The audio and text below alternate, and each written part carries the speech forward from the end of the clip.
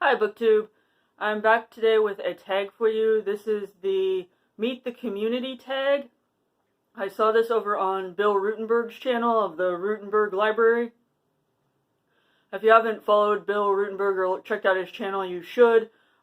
He's a great booktuber. He talks a lot about history books, and he teaches history at middle school. He's just a fun channel to watch and subscribe to, so I highly encourage you to do that. So that's my shout out to Bill. And so I thought it would be fun to do this tag when I saw it, since I'm a new booktuber, and thought maybe it would be a good way for people to get to know me a little bit better. And so we're just going to jump into the questions. The first one asks, what is your name? And my name is Lindsay Bartlett. As my channel name says, I wanted to change my channel name, but my YouTube account is affiliated with one of my school email accounts, and so it couldn't really change it without changing the name on that account, which would be weird. And so I just left it as my regular name. It's fine.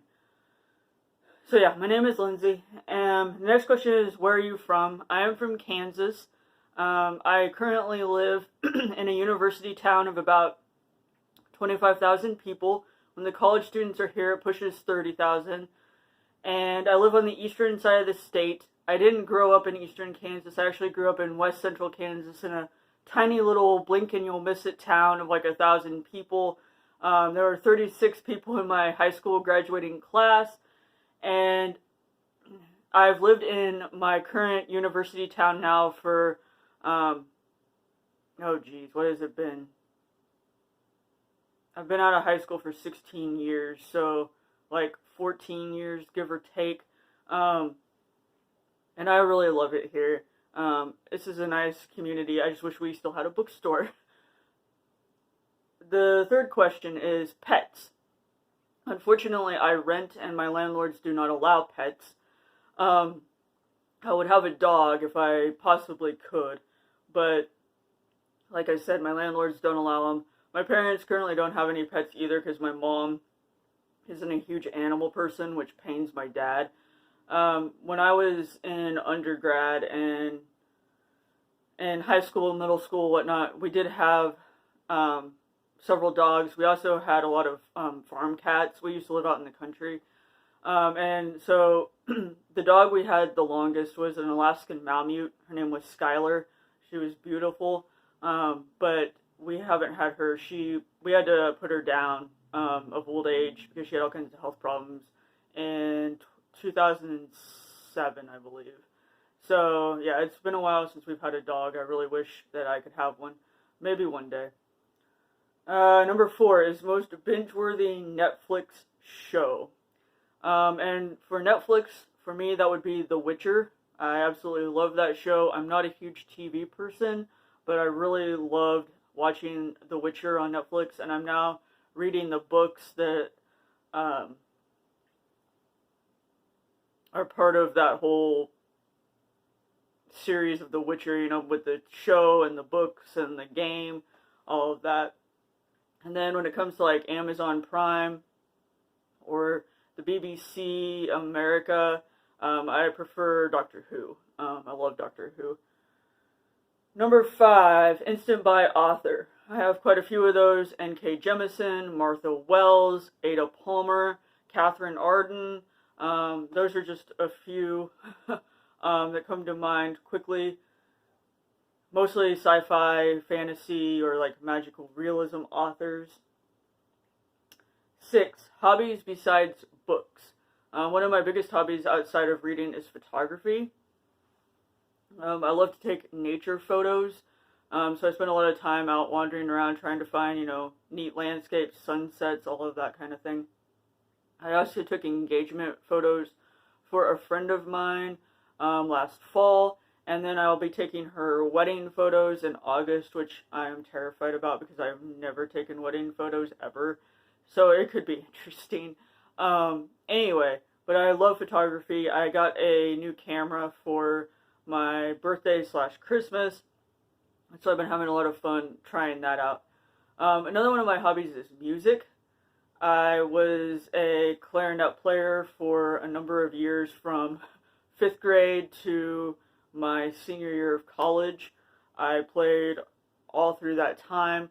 I also played handbells in our church handbell choir when I was in high school and middle school.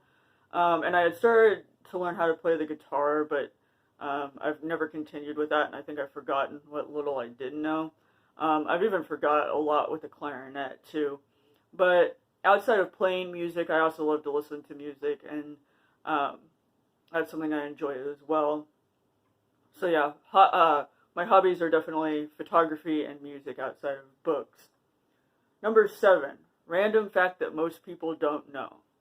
Alright, so as you can see behind me, I am a massive reader.